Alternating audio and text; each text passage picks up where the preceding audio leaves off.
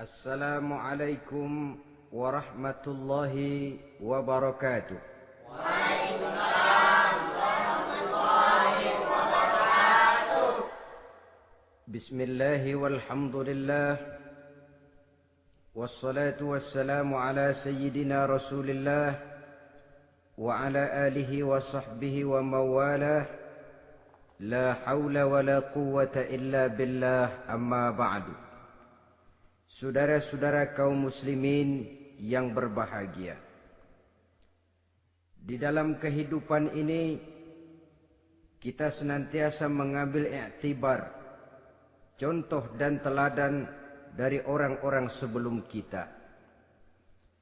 Itu sebabnya kepada baginda Nabi kita Muhammad sallallahu alaihi wasallam Allah Subhanahu wa taala menjelaskan cerita para nabi sebelum beliau dalam ayat "Tsumma naqussu 'alaika min amba'ir rusuli ma nusabbitu bihi fu'adak." Demikianlah kami ceritakan kepadamu wahai Muhammad sebagian dari kisah para rasul-rasul sebelum kamu yang dengan itu akan memperkuat hatimu, meneguhkan keyakinanmu dan memantapkan pendirianmu. Inilah manfaatnya belajar dari sejarah. Jadi jangankan kita, baginda Nabi sendiri pun oleh Allah Subhanahu wa taala diceritakan sejarah para nabi sebelum beliau yang dimusuhi oleh umatnya, yang dicaci maki oleh kaumnya, yang terusir dari kampung halamannya, bahkan sampai ada yang terbunuh oleh umatnya. Itu seluruhnya merupakan iktibar manusabbitu bihi fu'adak, untuk memantapkan langkahmu, meneguhkan keyakinanmu dan menguatkan pendirianmu menghadapi perjuangan ini. Sehubungan dengan itu, pada pertemuan kali ini Al-Fakir ingin menyampaikan satu cuplikan kecil dari kehidupan seorang sahabat utama baginda Nabi, yaitu Sayyidina Umar ibn al-Khattab radhiyallahu an. Beliau adalah Umar bin Khattab bin Nufail bin Abdul Uzza dari suku Quraisy, golongan Bani Adi. Perawakannya tinggi, kekar dan gagah, melambangkan sifatnya yang pemberani, tegas, dan tidak pernah kenal takut kepada siapapun. Sebelum mendapat hidayah, Umar bin Khattab termasuk orang yang berdiri di barisan orang-orang yang memusuhi umat Islam. Ia terperangkap dalam tradisi jahiliyah, di mana gemar berperang dan bermabuk-mabukan juga merupakan hal-hal yang pernah dilaksanakan dalam kehidupannya sebelum beliau masuk ke dalam agama Islam. Oleh karena itu, dalam kehidupan beragama, hidayah merupakan sesuatu yang penting. Bagaimanapun banyaknya dosa dan kesalahan yang telah dilakukan oleh seseorang, tidak seharusnya menyebabkan ia putus asa dari rahmah Allah. Sebaliknya, bagaimanapun banyak kebajikan dan kebaikan yang sudah dikerjakannya, tidak perlu membuat dia besar hati, puas, bangga, apalagi menjadi lalai karenanya. Sebab kita belum tahu akan bagaimana ujung perjalanan dari kehidupan kita ini. Saudara-saudara, kisahnya pun masuk Islam merupakan peristiwa yang menarik. Pada satu hari dengan pedang terhunus, Umar bin Khattab menuju Darul Arqam, tempat di mana baginda Nabi biasa berkumpul dengan para sahabat. Melihat mukanya yang beringas, matanya yang nanar, orang sudah menyangka dan mengerti ini tentu akan terjadi pembunuhan. Dalam perjalanan menuju Darul Arqam, Umar bertemu dengan Nuaim bin Abdullah. Nuaim bertanya, "Ya Umar, mau kemana ente?" "Mau membunuh itu, si murtad itu," kata. "Si murtad yang mana?" "Yang mana lagi? Itu yang memecah belah kita, yang menghina berhala-berhala kita, yang menjelek-jelekkan nenek moyang dan keturunan kita. Siapa lagi kalau bukan Muhammad?" Kata Nuaim, "Umar, enggak salah. Tidak salah lagi."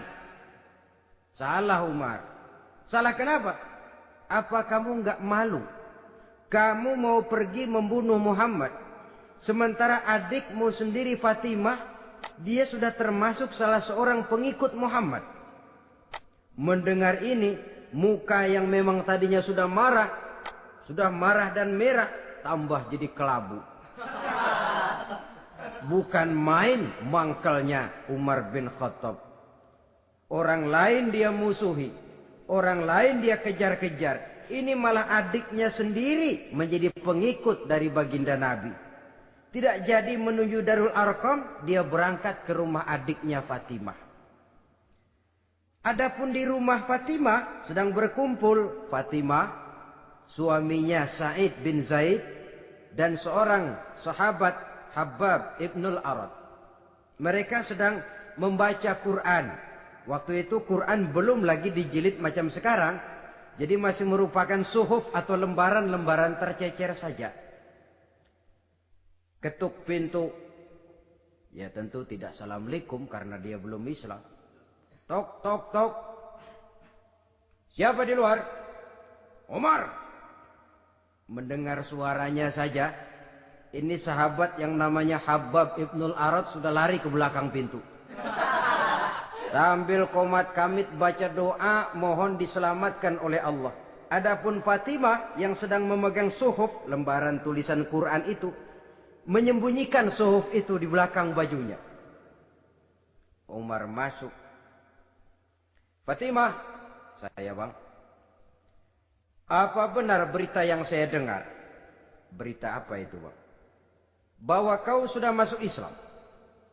"Bang, andai kata Muhammad memang benar, bagaimana?" "Sudahlah jangan belit-belit, jawab saja kau masuk Islam benar atau tidak?" "Ya." Saudara hadirin, begitu dikatakan iya, tangannya langsung melayang, menampar muka adiknya ini, sehingga mengalir darah dari hidungnya. Suaminya Sa'id bin Zaid yang mencoba melindungi istrinya, dipegang lehernya, dibanting, diduduki dadanya. Oh ini jawara ini.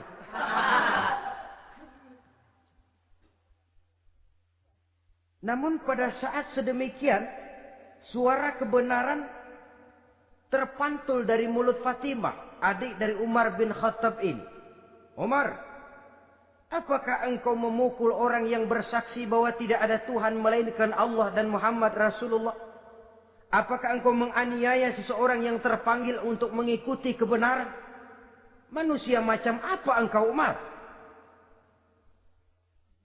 Saudara, memang dia orang keras, tapi hatinya mudah menerima kebenaran.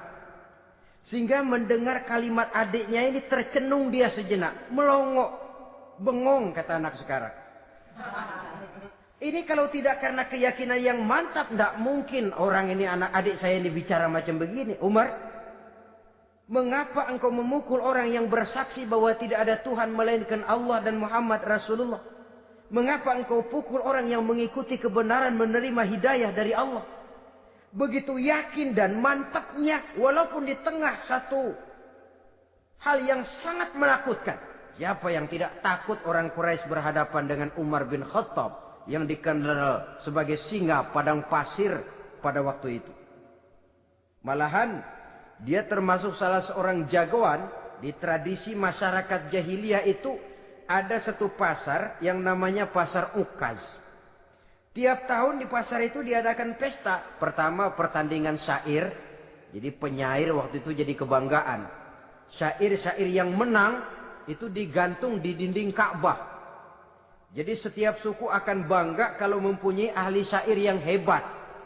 Nah, lalu diadakan juga lah perlombaan balap kuda, memanah, termasuk gulat.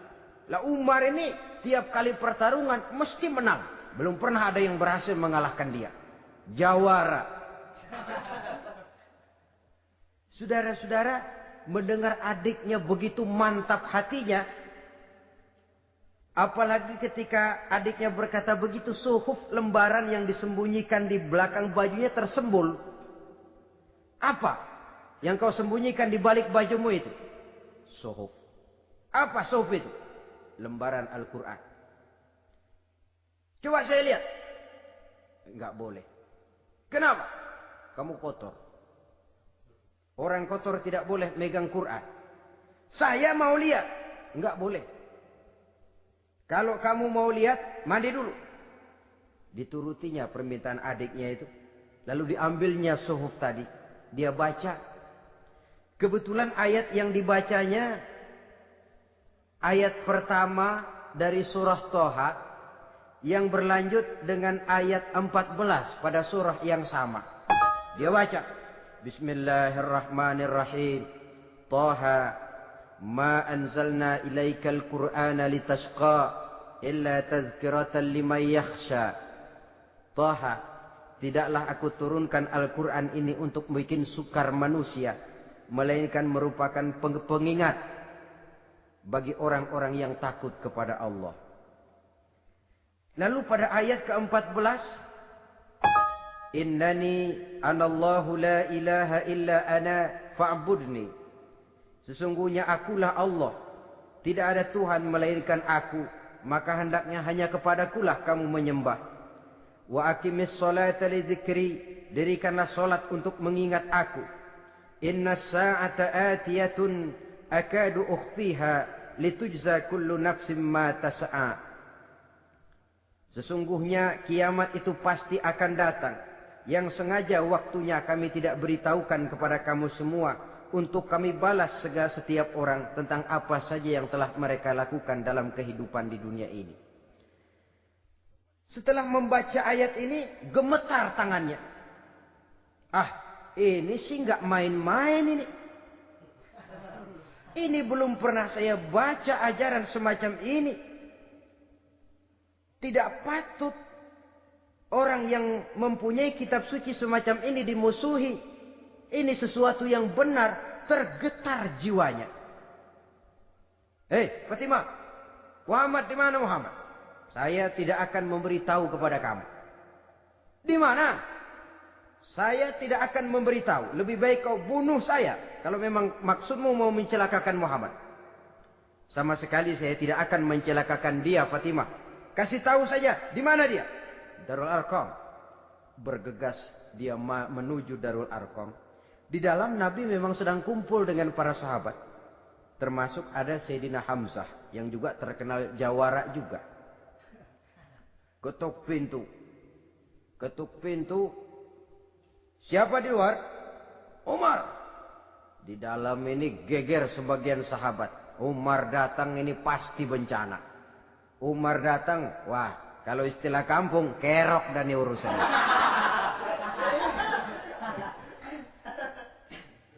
Tapi baginda Nabi menenangkan mereka. Tenang, mudah-mudahan ada hikmahnya. Sayyidina Hamzah tampil, bukakan dia pintu. Kalau niatnya baik, kita terima. Kalau niatnya tidak baik, saya paling depan. Dibukakan pintu. Begitu dibukakan pintu, Umar masuk merangkul baginda Nabi, kemudian dengan tersendat, asyhadu an la ilaha illallah wa asyhadu annaka ya Muhammad Rasulullah. Saya bersaksi tidak ada Tuhan melainkan Allah, dan saya bersaksi bahwa engkau hai Muhammad adalah utusan Allah.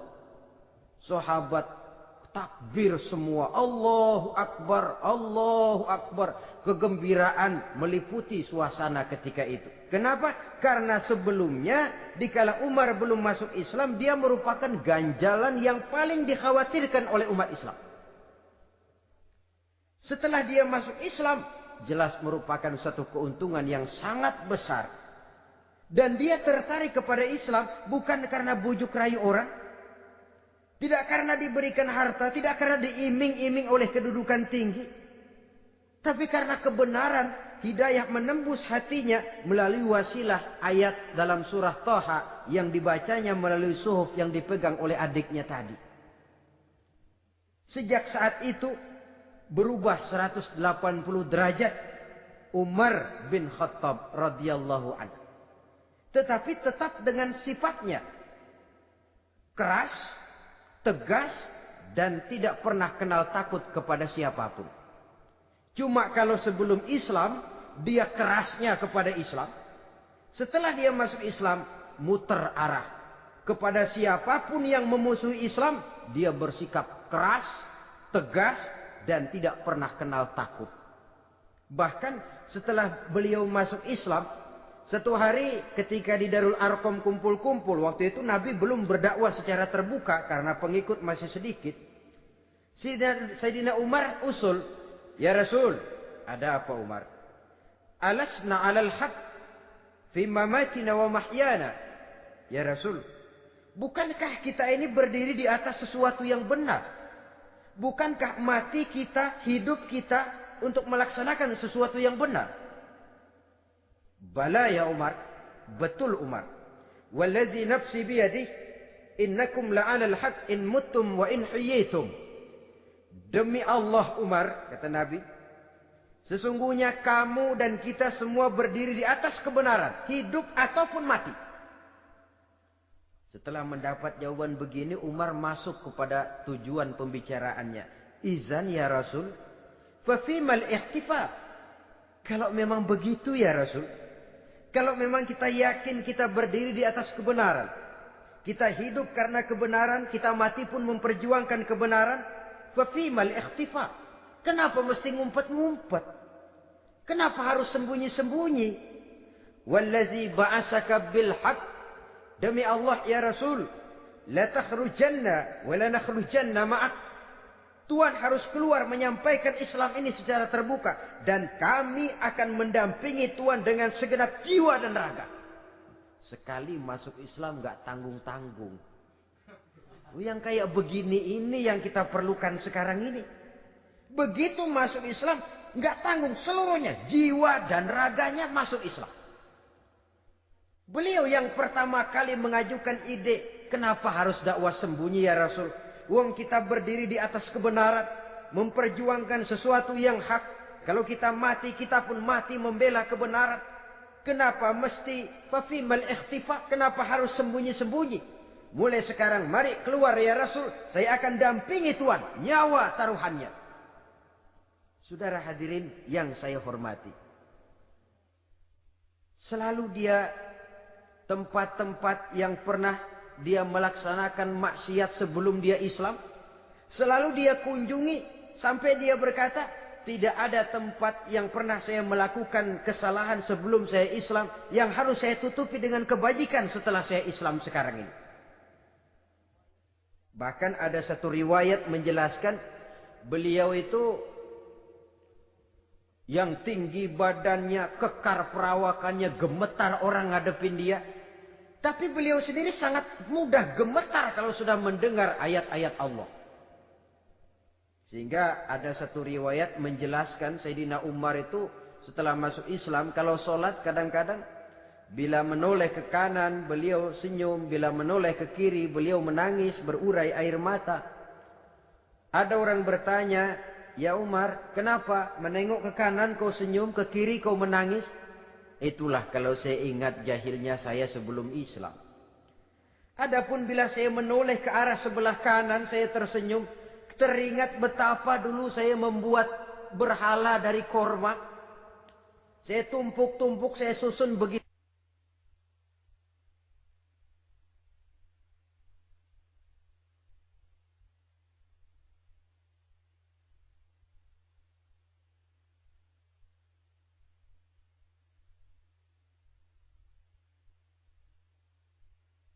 Itu rupa. Setelah saya sembah, saya makan itu korma. Gagah betul saya waktu itu. Sampai Tuhan pun saya makan. Adapun kalau saya menoleh ke kiri, teringat putri kesayangan saya yang terbawa oleh tradisi jahiliyah, takut menanggung aib, merasa malu mempunyai anak perempuan sampai dia terkubur hidup-hidup. Berurai air mata saya mengingat semua itu. Padahal Nabi sudah memberikan jaminan. Sebab saudara jangan lupa, orang kafir masuk Islam, dalam Islam itu dihitung dari bayi lagi. Dari nol, itulah untungnya. Jadi misalnya sudah 60 tahun, dari kecil sampai 60 tahun kafir. Umur 61 masuk Islam. Nah, sejak umur 61 itulah yang dihisab oleh Allah. 60 tahun ke bawah gratis bersih pemutihan. Istimewa betul. Tapi jangan lalu diniatin, gua kafir aja. Nanti sudah tua-tua mau giliran mati baru Islam. Itu diniatin lain. Ini yang karena faktor hidayah, saudara-saudara. Nah, cintanya kepada baginda Nabi luar biasa. Dalam setiap pertempuran beliau selalu di front terdepan. Bahkan demikian cintanya sampai ketika hari di mana baginda Nabi wafat, saudara-saudara. Disampaikan berita wafat Nabi kepada Umar ini. Ya Umar, baginda Nabi sudah wafat. Kamu ngomong apa? Baginda Nabi sudah wafat. Bukan sedih, nyabut pedang, keluar matanya melotot. Siapa yang bilang Muhammad mati, saya tabas batang lehernya. Begitu cintanya beliau kepada baginda Nabi, sampai-sampai nggak menerima kalau Nabi wafat. Taruhlah nggak bisa mati bersamaan, bolehlah mati beriring-iring saja barangkali maksudnya. Saudara-saudara, cabut pedang, kelayaban kemana-mana. Ayo, siapa ngomong Muhammad mati, saya tabas batang lehernya. Sampai bertemu dengan Sayyidina Umar, Sayyidina Abu Bakar. Di tempat orang banyak, Sayyidina Abu Bakar yang bijaksana ini pidato.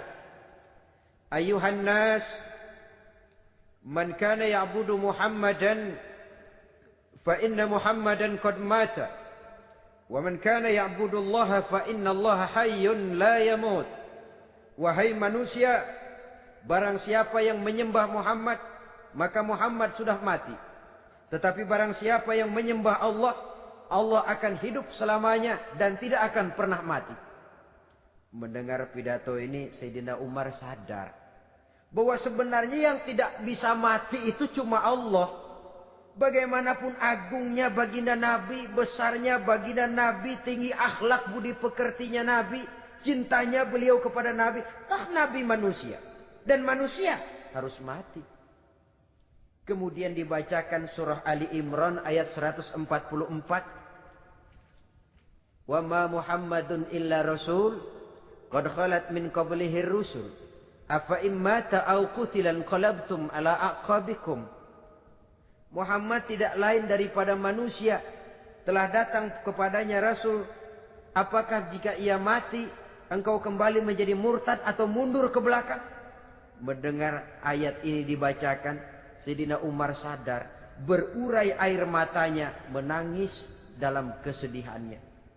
Ini cintanya yang demikian tinggi kepada baginda Rasulullah sallallahu alaihi wasallam.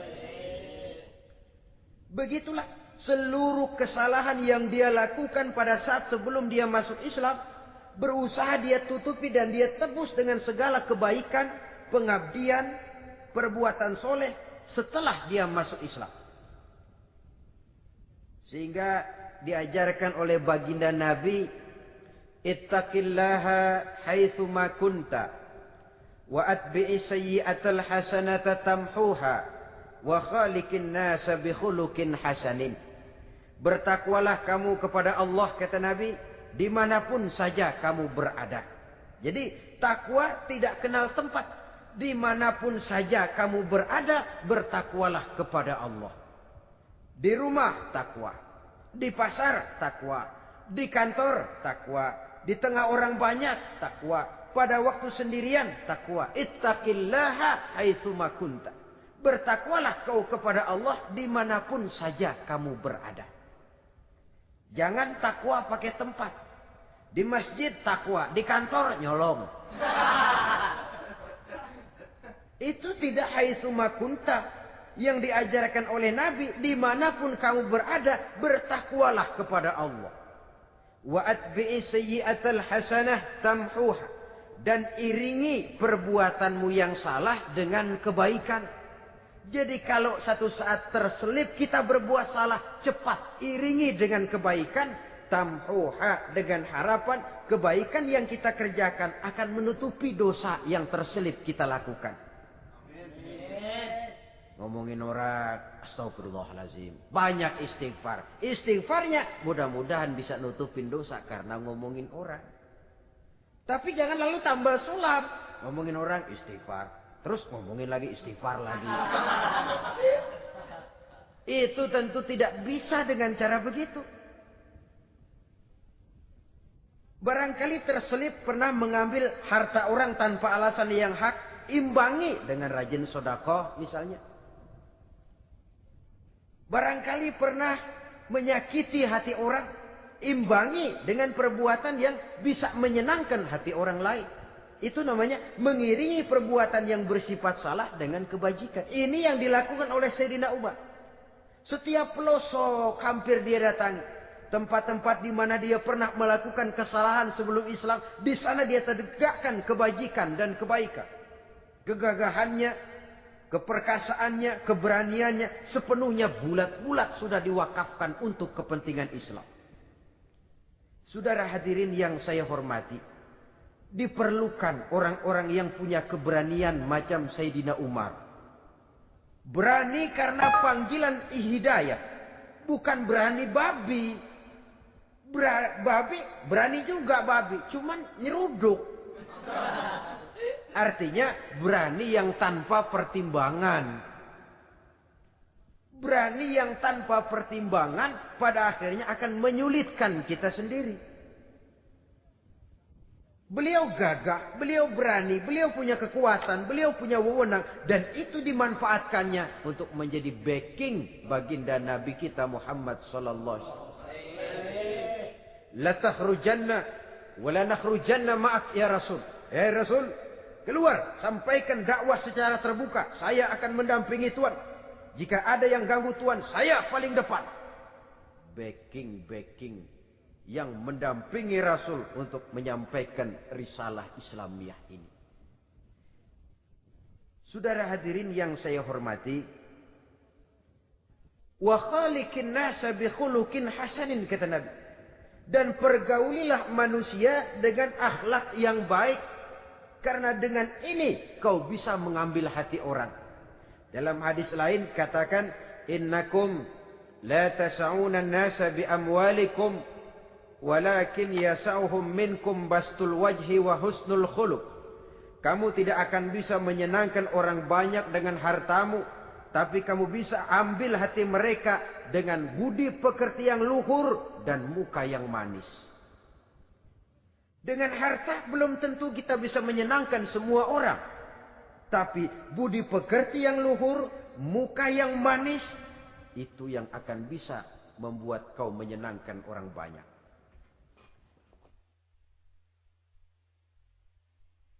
Setelah baginda Rasul wafat, pernah ketika berkumpul, Sayyidina Abu Bakar berkata kepada Sayyidina Umar, "Ya Umar, saya baiat kamu untuk menjadi khalifah Jawab beliau, sayalah yang akan membaiat Tuan. Tapi Anda lebih utama dari saya Umar. Keutamaan saya akan saya berikan kepada Tuan untuk mendukung kekhalifahan Tuan. Di sini kelihatan wataknya yang tidak ambisius. Gagah, berani, perkasa, tapi tahu diri. Enggak nyelonong. Tidak menggunakan kekuasaannya, kegagahannya untuk maksud yang sewenang-wenang. Oleh karena itu setelah Sayyidina Abu Bakar wafat, beliau dilantik menjadi khalifah, keluarlah pidatonya yang terkenal. Ayuhan nas, inni qad wullitu alaikum walastu bi khairikum. Hai manusia, aku telah dipilih menjadi pemimpin kamu. Padahal aku bukanlah orang yang terbaik di antara kamu. Kalau tidaklah karena aku melihat keutamaan, keteguhan yang dapat melindungi kalian, berat rasanya aku memikul amanah ini. Sebab apa? Alangkah beratnya menunggu datangnya perhitungan di akhirat nanti terhadap Umar. Ini yang jadi motifnya memegang jabatan khalifah.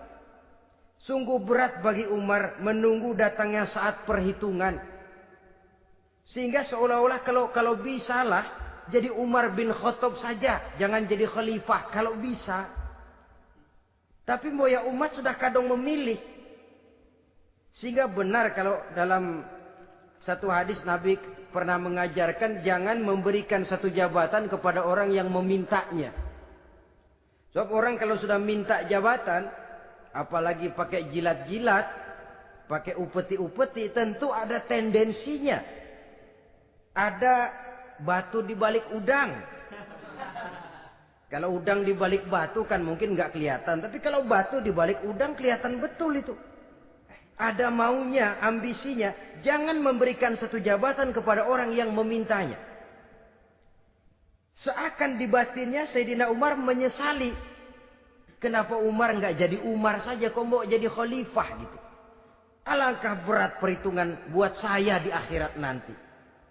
Nah, setelah jadi khalifah, sebagai satu iktibar, saya akan mencoba mengemukakan beberapa sifatnya yang menonjol untuk pelajaran buat kita semua. Pertama, sikapnya terhadap keluarganya setelah beliau menjadi khalifah. Kedudukan sebagai keluarga Umar bin Khattab bukan merupakan kedudukan istimewa. Itu ditanamkan betul kepada keluarganya.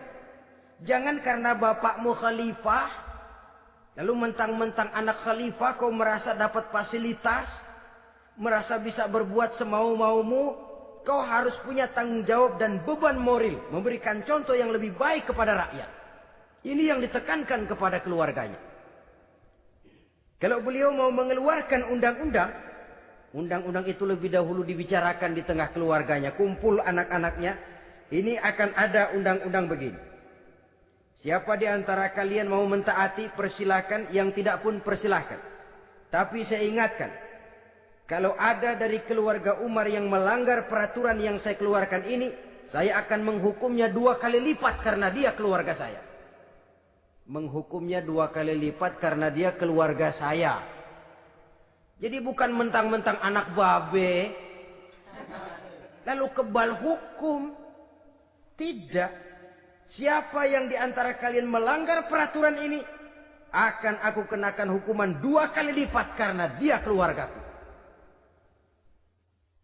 Nah, saudara hadirin yang saya hormati, lalu berwibawa. Dijaga betul keluarganya.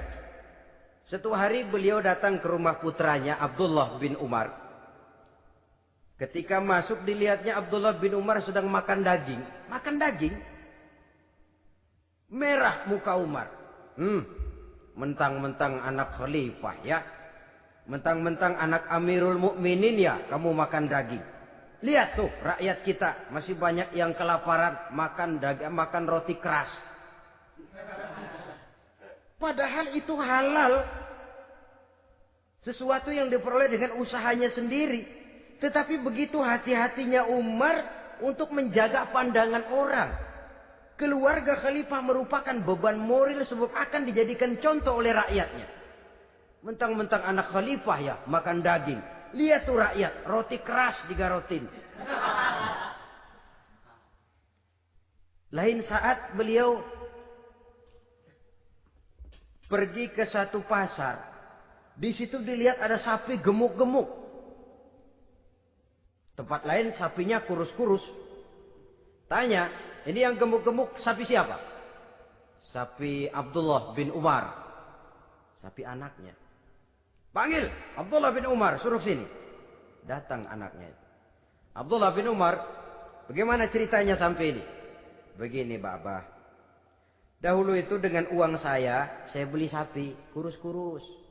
Lalu saya rawat.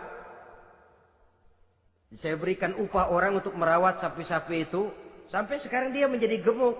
Akan saya jual dan keuntungannya tentu sesuatu yang halal. Subhanallah, kata Umar. Kau ini anak Amirul Mukminin. Jual sapimu.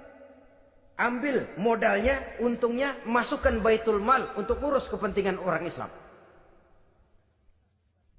Dia nggak mau anaknya terlibat bisnis, ndompleng kekuasaan ayahnya. Karena mentang-mentang anak khalifah lalu segala macam bisnis lancar. Orang takut karena apa? Anak babe. Ada lagi. Pada waktu pembagian harta ghanimah, putri beliau yang namanya Hafsah, ini adalah istri baginda Nabi, meminta bagian. Kaum kerabat ayah, ini kerabat khalifah, kitalah dulu kerabat.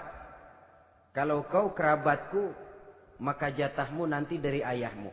Harta ini masih lebih banyak dibutuhkan oleh orang-orang Islam. Nanti belakangan, kalau ada sisanya. Belakangan kalau ada sisanya. La haula wala quwata illa billah.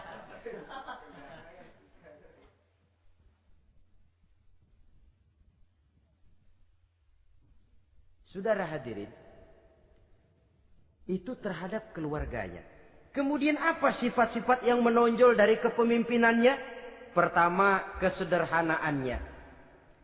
Beliaulah satu-satunya khalifah Amirul Mukminin, setingkat presiden kalau sekarang, yang punya jubah cuma 2 dan 1 pun punya anaknya. Tambelan lagi. Pernah sholat Jumat terlambat. Beliau naik mimbar untuk khutbah, sebelumnya minta maaf dulu. Saudara-saudara, maaf saya terlambat nungguin baju kering.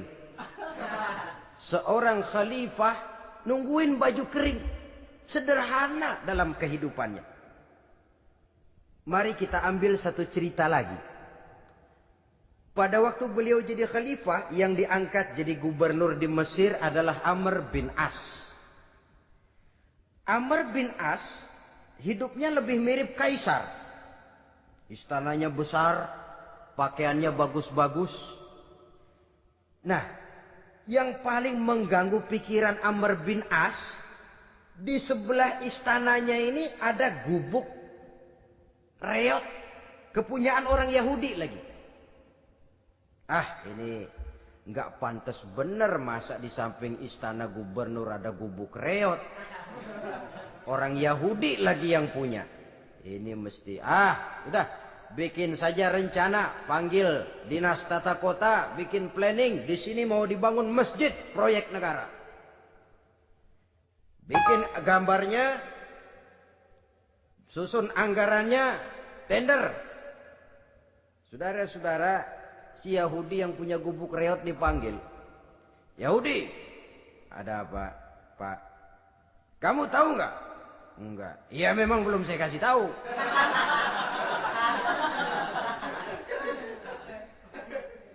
Ada apa, Pak? Itu kamu punya gubuk. Tahu? Kena proyek. Proyek apa, Pak? Kami mau bangun masjid besar di situ. Dan tidak sesuai ada gubuk reot di samping tempat gubernur. Jadi maksud Bapak, gubukmu, tanah-tanahnya mau saya bebaskan. Saya beli. Enggak mau, Pak. Saya nggak mau jual. Saya bayar 2 kali lipat. Nggak mau. 3 kali lipat. 6 kali lipat juga nggak mau, Pak. Saya dari muda peres keringat banting tulang cuma segitu-gitunya, Pak, tempat saya tinggal. Gubuk reot sama tanahnya sedikit. Makmur saya, Pak, cuma rumah sama sumur.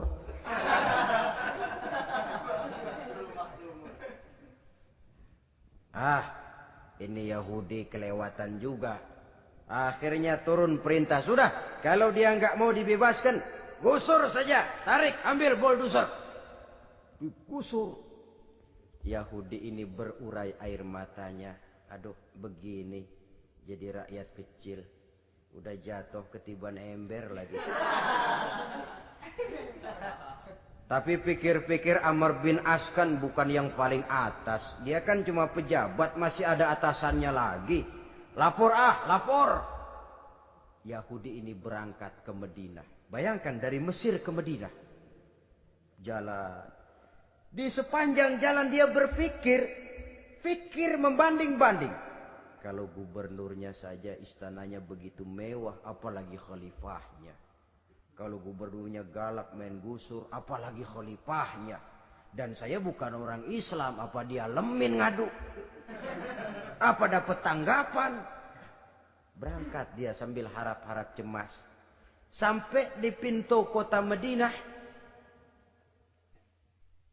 Dia temui orang lagi tidur di bawah pohon korma. Selamat siang, Pak. Ada apa? Pak. Apa? Mau lapor. Lapor apa? Bapak tahu Khalifah Umar bin Khattab? Tahu? Istananya di mana, Pak? Istananya di atas lumpur. Di atas lumpur. Di atas lumpur. Pengawalnya banyak, Pak. Banyak. Siapa, Pak? Yatim piatu, janda-janda tua, orang-orang miskin, orang-orang lemah, itu pengawalnya. Pakaian kebesarannya apa sutra apa, Pak? Pakaian kebesarannya malu dan takwa. Saya nggak ngerti, Pak. Itulah Umar bin Khattab. Lalu orangnya sekarang di mana, Pak? Di depan ente. Rupanya yang dia tanya itulah orangnya. Gemeter Yahudi ini. Keringat bercucuran. Coba, istananya di atas lumpur. Sebab beliau berprinsip, bagaimana saya bisa menghayati nasib rakyat kalau saya tidak merasakan apa yang mereka rasakan. Bagaimana saya nggak bisa tahu sakitnya lapar kalau saya belum pernah kelaparan. Itu prinsipnya. Istananya di atas lumpur. Para pengawalnya yatim piatu, janda-janda tua, orang-orang miskin, orang-orang lemah dan tidak mampu. Dan pakaian kebesarannya malu dan takwa. Kamu dari mana? Dari Mesir, Pak. Ada apa? Mau laporan gubernur Bapak di Mesir yang namanya Amr bin As. Kenapa? Main gusur aja, Pak. Ceritanya? Iya, dia mau bangun masjid. Kebetulan di areal itu saya punya tanah sama gubuk segitu-gitunya. Saya nggak mau dibeli, digusur, Pak. Saya mau mencari keadilan. Begini. Kamu lihat tempat sampah itu? Lihat. Di situ banyak tulang. Coba kamu ambil kemari satu. Tulang unta, bawa sini. Bingung Yahudi. Pak, saya kemari mau cari keadilan. Kalau tulang mah di Mesir juga banyak, Pak. Sudahlah, pokoknya kau ambil saja tulang itu. Dicoker-coker dapat dikasih. Tulang itu digaris lurus oleh Sidina Umar dengan ujung pedang. Red. Nah, nih, kau bawa kepada Amr bin As. Makin bingung itu Yahudi. Suruh bawa tulang cuman digaris. Nanti saya ngomong apa, Pak? Sudahlah, kasih saja. Pulang dia. Sampai di Mesir. Tuan Gubernur, ada apa? Saya baru menghadap khalifah. Kemudian beliau sampaikan ini, dikasih tulang.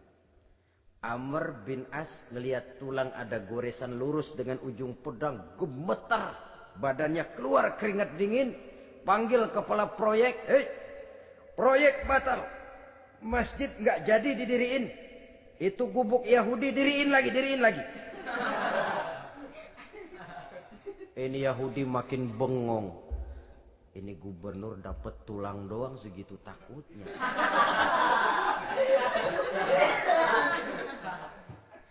Ada apa sebenarnya Tuan Gubernur? Kamu tahu, ini nasihat pahit buat saya dari Amirul Mukminin Umar bin Khattab. Seolah-olah beliau bilang, "Hai Amr bin As, jangan mentang-mentang sedang berkuasa ya. Pada suatu saat kau akan jadi tulang-tulang kayak begini. Maka mumpung kamu masih hidup dan berkuasa, berlaku lurus dan adillah kamu seperti lurusnya garis di atas tulang ini. Red. Lurus, adil, jangan bengkok. Sebab kalau kamu bengkok, nanti aku yang luruskan pakai pedangku." Siapa yang nggak ngeper digituin? Sampai akhirnya apa? Kata si Yahudi, "Pak, kalau begitu Islam adil ya." Adil. Kalau gitu biarin dah Pak, tanah saya. Mau kamu jual? Bukan saya jual Pak, saya kasih aja dah. Campur gubuk-gubuknya, ambil aja dah.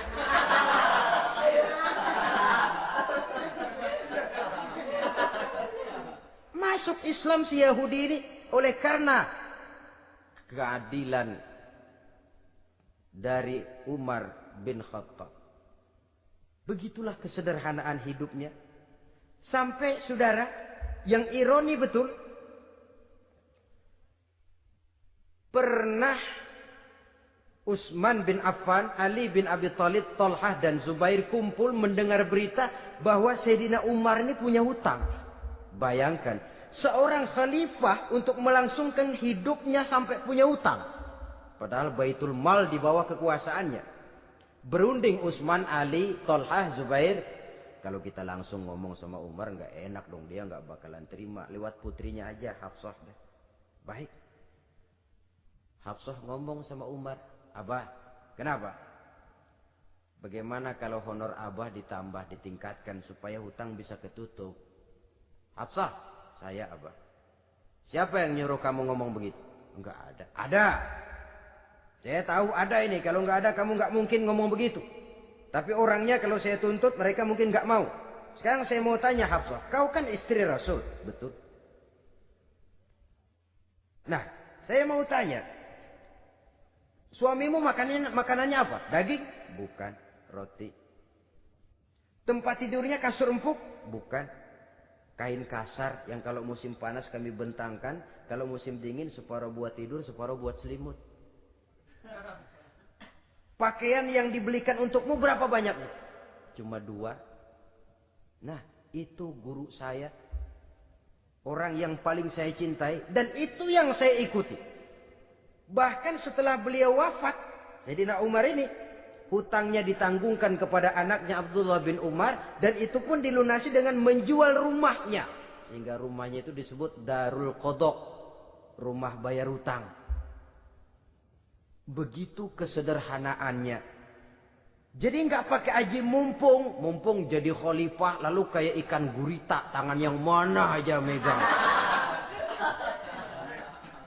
Itu kan mental monyet. Monyet itu kan begitu. Tangan megang kiri kanan, mulut ngawal, kaki megang, temennya dikasih masih ngerampas juga. Monyet rakus betul itu. Itu kesederhanaannya.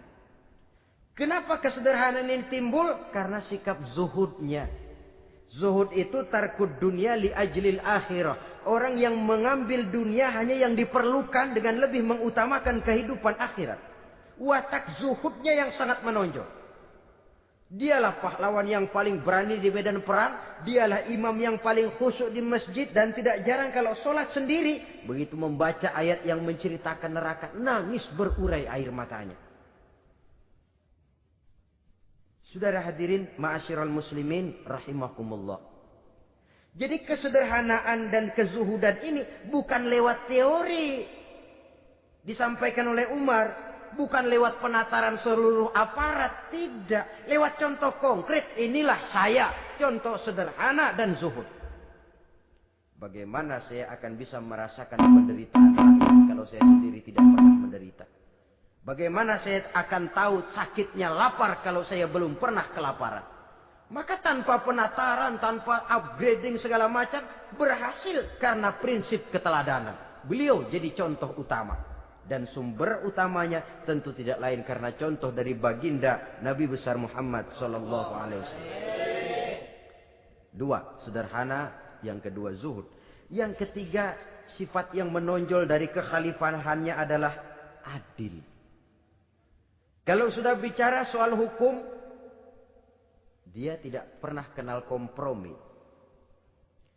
Adalah seorang pemuka Nasrani masuk Islam.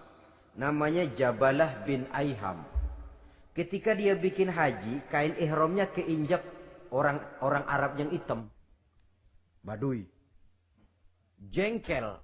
Dia merasa bekas tokoh. Enak aja nih orang udah jelek nginjak lagi. Ditempeleng orang tadi. Orang ini lapor kepada Umar. Panggil Jabalah bin Aiham. Panggil.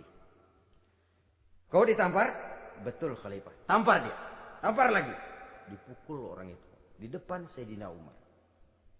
Jadi tidak karena kau ini bekas kepala suku, kau ini bekas orang terhormat, lalu ada kebijaksanaan yang tidak bijaksana. Kebijaksanaan yang akhirnya jadi tidak bijaksana.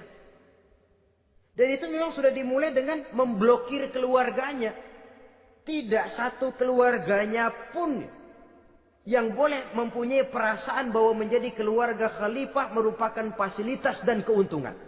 Kau jangan makan di atas punggungku. Kau jangan menikmati fasilitas di atas keringatku. Dan tidak ada keinginan mewariskan jabatan khalifah kepada anak-anaknya. Pernah beliau musyawarah. Saya bingung. Kenapa khalifah? Gubernur Kufah ini sulit nyari orang. Diangkat yang lemah, rakyat ngeluh. Diangkat yang keras, rakyat juga ngeluh. Ada calon khalifah. Kalau ini mah nggak salah lagi nih buat gubernur Kufah. Siapa? Abdullah bin Umar. Anak beliau sendiri. Melotot matanya. Jangan macam-macam kau. Cukup satu orang Umar memegang jabatan ini. Kalau berhasil, kami keluarga Umar sudah merasakannya. Kalau gagal, cukup kegagalan seorang Umar. Tidak berusaha mengorbitkan anaknya. Oh, anak babeh diangkat jadi jadi tidak, malah diblokir, cari yang lain. Tapi Abdullah bin Umar cukup syarat ya khalifah, dia orang bertakwa dan soleh. Yang takwa dan soleh bukan cuma anak Umar, anak orang lain juga banyak yang takwa dan soleh. Itu prinsipnya. Sehingga ketegasannya ini membuat orang jadi sungkan. Dan tidak seorang pun berani kirim-kirim upeti hadiah. Pernah itu ada pejabat dari Azerbaijan kirim makanan, kue, mending apa? Kue. Gitu dicicipi enak. Enak juga ya kue ini. Enak khalifah. Ini di sana apa makan rakyat biasa? Bukan, ini makanan orang-orang VIP. Nah, dibungkus lagi itu kue. Dibungkus. Ontamu mana? Di luar. Ambil, bawa pulang, serahkan lagi kepada gubernur di sana. Kasih tahu salam dari Umar bin Khattab. Kenyangkan dulu rakyat dengan makanan seperti ini. Kita belakangan. Jadi kalau rakyat lapar, saya orang pertama yang akan merasakan kelaparan. Tapi kalau rakyat makmur, biarlah saya menjadi orang terakhir yang kenyang. Kan bagus prinsip itu. Jikalau rakyat kelaparan, saya akan jadi orang pertama yang merasakan lapar. Tapi kalau rakyat makmur, biar saya jadi orang terakhir yang kenyang. Jangan dibalik. Pada saat rakyat kelaparan, dia kekenyangan. Dan selanjutnya, sikap keadilannya ini, saudara-saudara, menyebabkan hukum lalu jadi berwibawa. Pernah beliau jalan-jalan di lorong kota Madinah, di tempat yang namanya Harah bersama Aslam. Ada ibu-ibu, anaknya nangis. Lapar, ma, lapar, ma. Sabar, dikit lagi matang katanya. Emang tuh ibu lagi ngerebus. Bunyi, air ngegulak. Luguk, luguk, luguk. Umar lihati dari jauh, belum juga matang.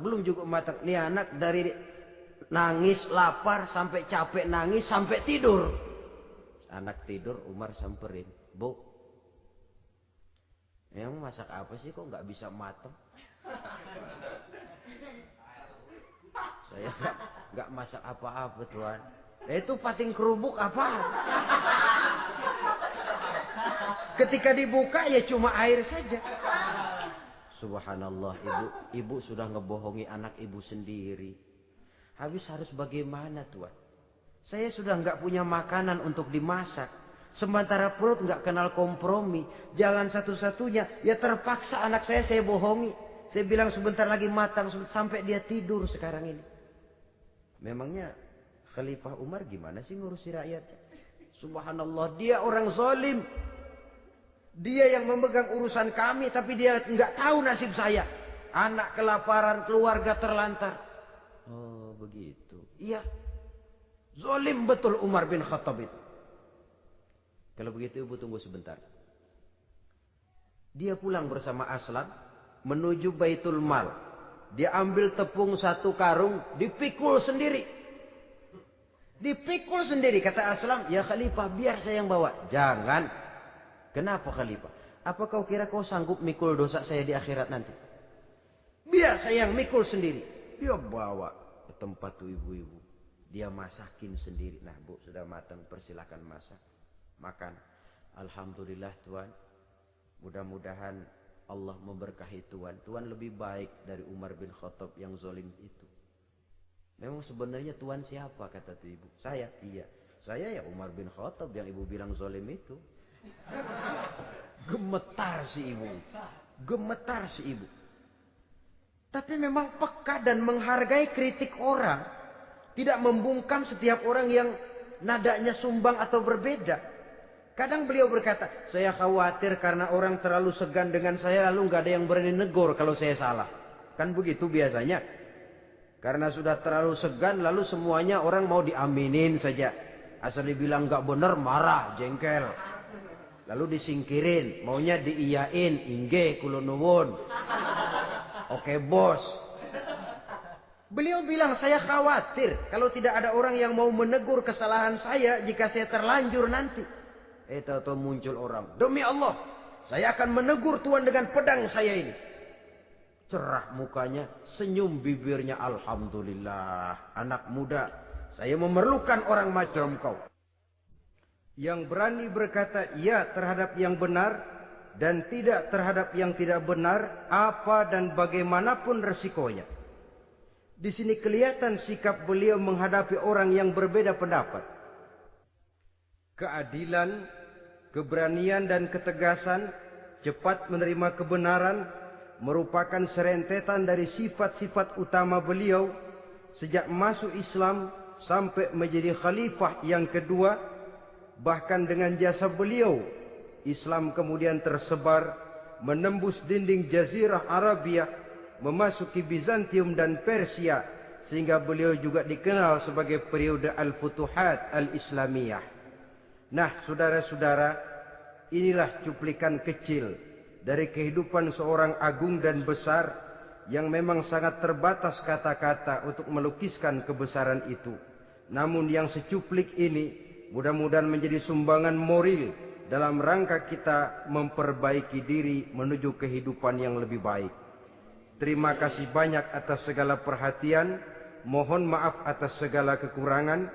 Usikum wa nafsi bitaqwallah. Wassalamualaikum warahmatullahi wabarakatuh.